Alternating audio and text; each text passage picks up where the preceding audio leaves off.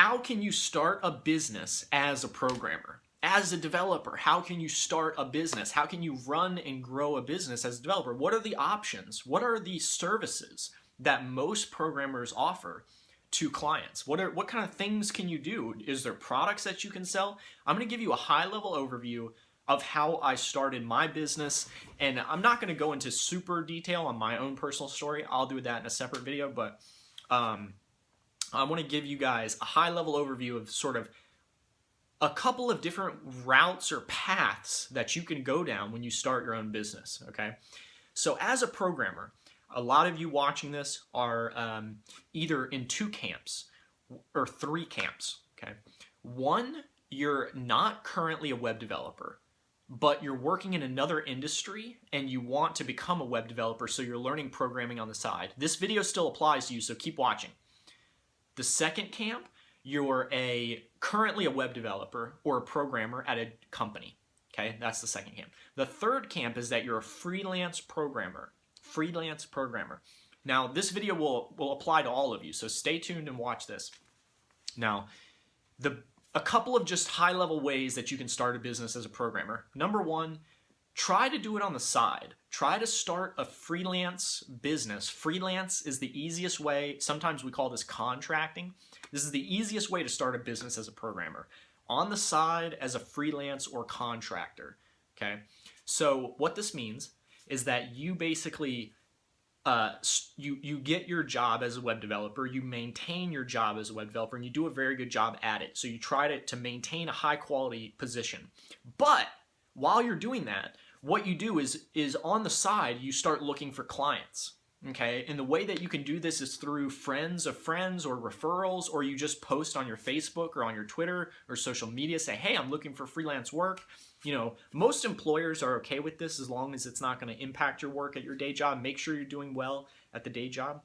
Just post around, you know, put out into the world that you're looking for freelance clients. Like, hey, I'm available. I'm looking for some clients for some small websites that I could work on. Now, okay, so let's say that you have a couple of leads. So you put out on your Facebook, you put out on your social media that you're looking for clients. You want to start a freelancing business on the side.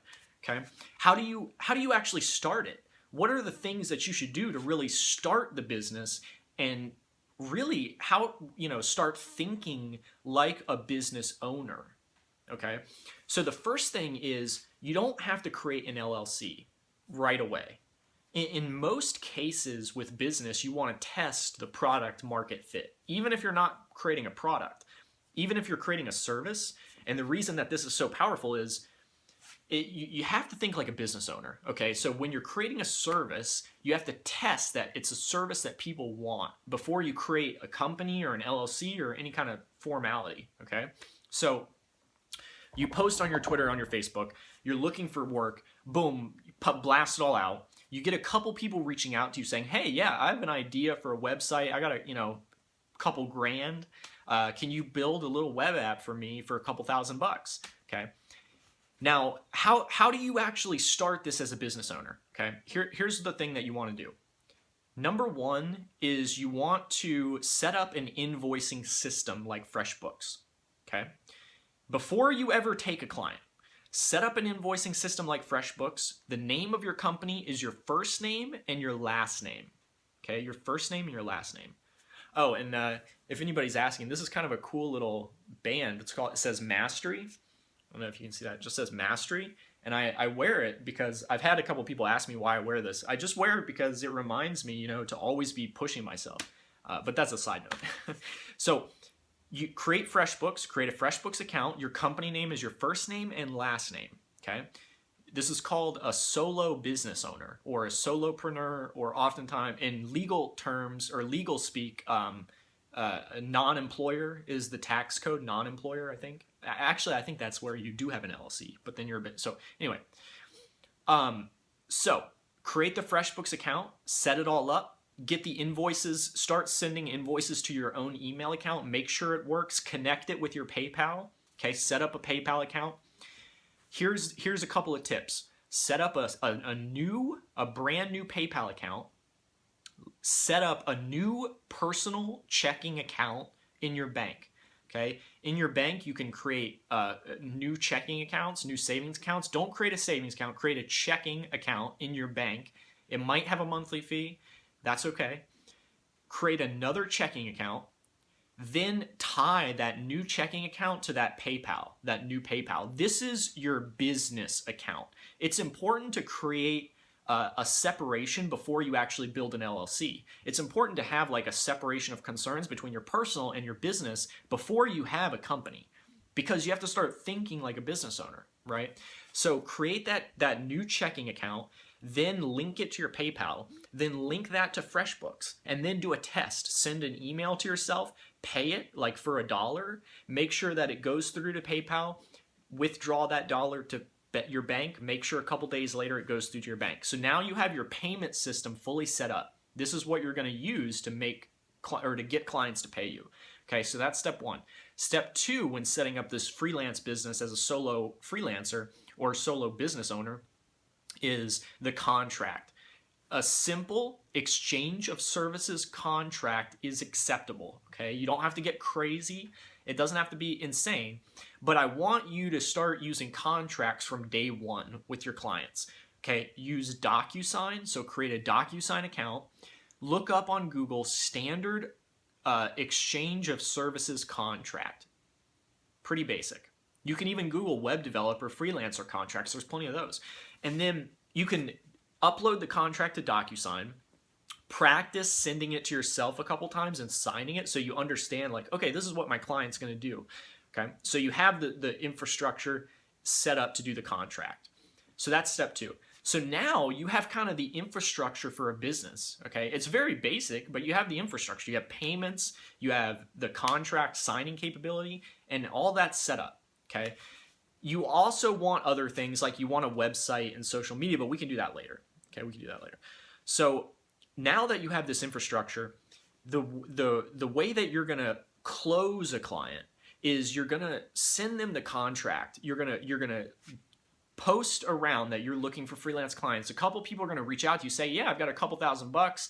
I'm looking to build a website. I have an idea. You know, it's still startup market. I have an idea. Can you help me bring it to fruition? I'll pay you $2,000, $1,500. That's totally cool. You know, you don't try to aim for the fences with your first client. In fact, my first client was $750 for 2 weeks of work. And it was when I was homeless, living on my friend's couch, and I was like, this is fantastic. You know, I was so stoked. $750, that's a lot of money for me at the time. So your first client, don't try to aim for the fences. Try to just do a reasonable price. Now, after you guys agree on a tentative price, so on email or over message, be like, okay, well, I could probably do that for about, you know, $1,000 or about $1,500. Then send them the contract. In the contract, put, I'm going to build this website. It's got these pages. It has this price. The client's going to pay me a third up front, a third in the middle, and a third at the end, even if it's only a couple $100 each time. Structure it that way, okay? Please structure it that way. Trust me, years of experience telling you that. And that's it. That's it. That's all the contract's going to stipulate. Okay, one other thing. At the end of the contract, put that after the last payment, you're no longer obligated to do any work unless they pay you your hourly rate for maintenance and training, or maintenance. And then put an hourly figure. What you can do is you can take your job that you're getting paid now and reverse engineer it to an hourly figure. It's probably going to be pretty low, but put that, okay? You can do $20 an hour, something like that. Now, okay, you've sent the client this contract. You've got kind of a business infrastructure up and running. The client sends you FreshBooks them the first invoice for a third of the payment. They pay you. It goes into your PayPal, it goes into your bank account. As soon as it's in your PayPal, that's kind of like escrow. So you start the work, okay?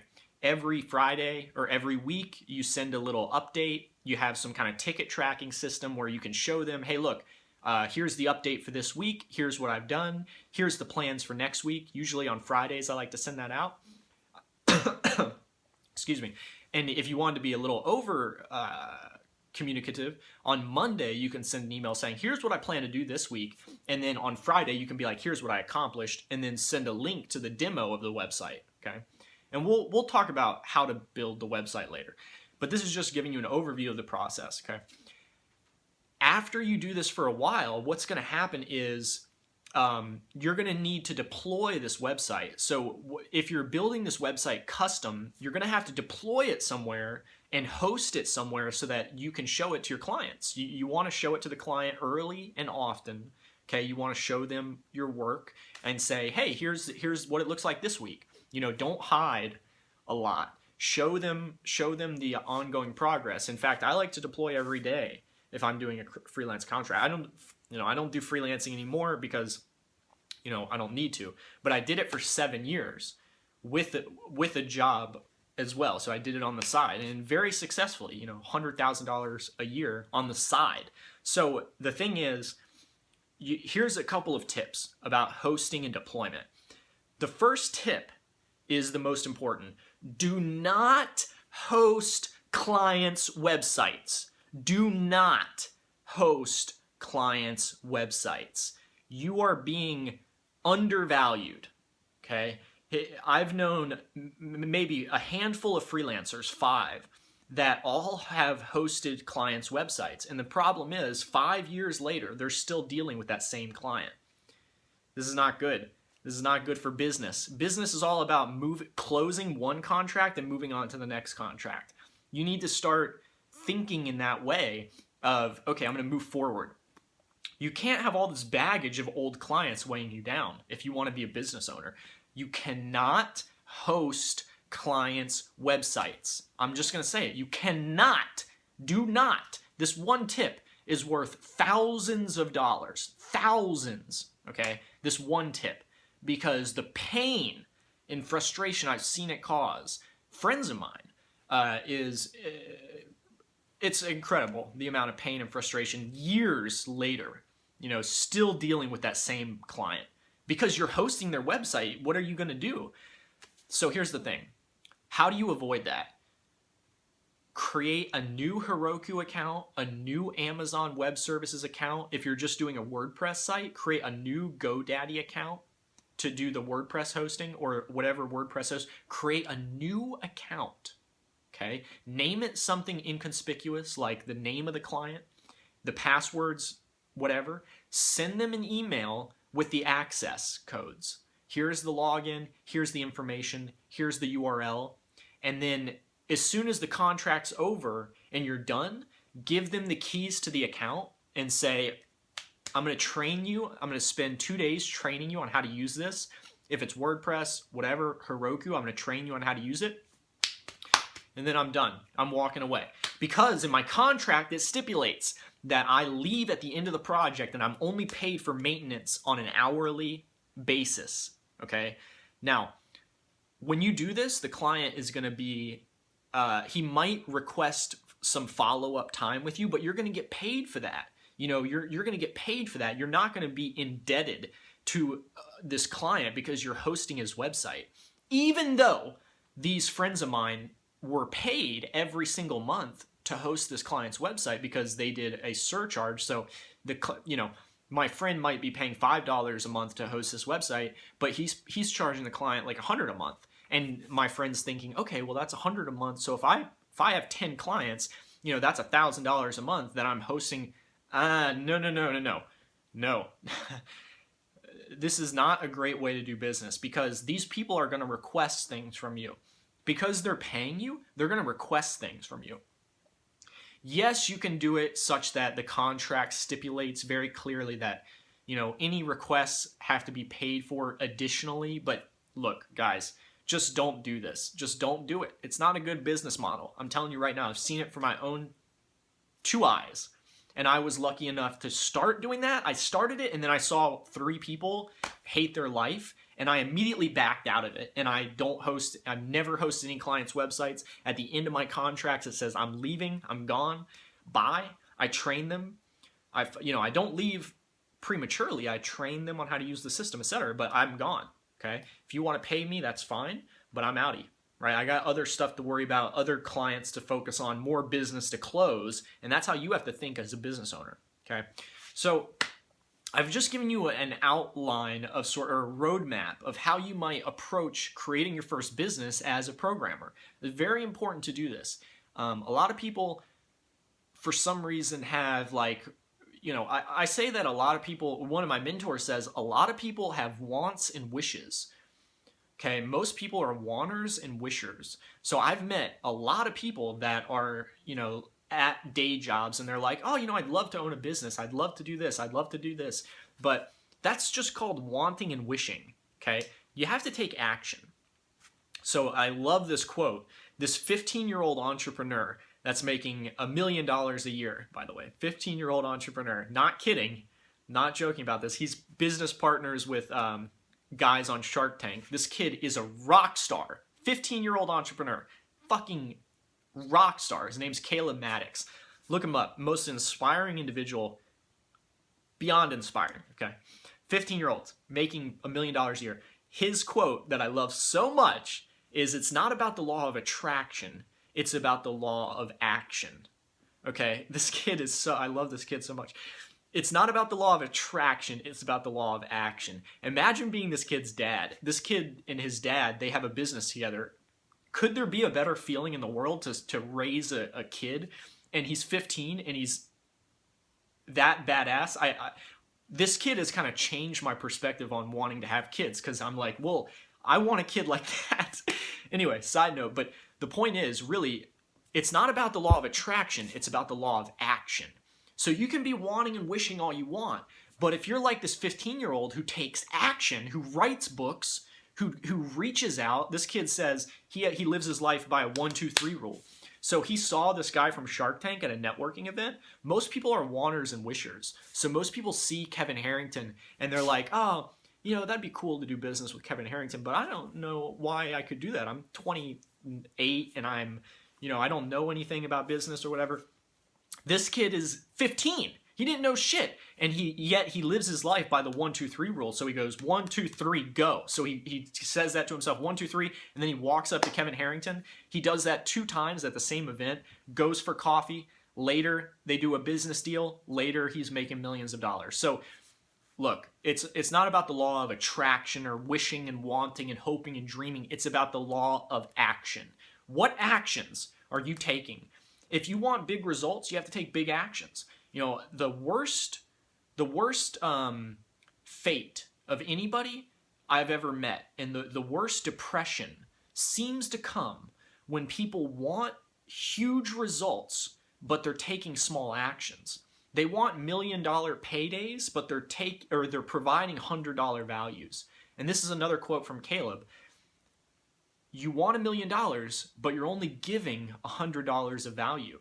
Okay? If you want more money or more salary, you have to be giving more value. And a great way to do that is to start a business. Start a small business. Give more value to the market. Okay, if you start taking on freelance clients, that's called giving value. Okay, these people come to you with an idea in their head. You can give them value by helping them create it and bring it to life. Make it a real thing, bring it to fruition. That's adding value. You'll be paid in reciprocation for that value. But a lot of people, I hope not you, a lot of people sit on their couch, just like this, but they're not recording a video. They just sit there and they're like wanting and wishing and hoping and dreaming. Why? For me, why should I be recording this video right now? I have like all kinds of problems in my life going on right now that could keep me from recording this video and putting out content. I have all kinds of things going on that aren't good, like this trip to San Francisco. That's a good thing, but I have other problems that are taking up my mental space, and I'm like thinking, well, I don't have time to record a video, or I don't feel mentally like I should be in front of people telling them my advice because I have all these issues in my life and all these problems. But guess what? That fucking shit does not matter. What matters is, are you taking action? The law of action, not the law of attraction, is what gets results. If you want results, put in more actions. Don't expect thousands of dollars if you're only putting in hundreds of dollars of value, okay? This is a great, I'm going to end it here, but this is a great formula for making money that has helped me a lot in life.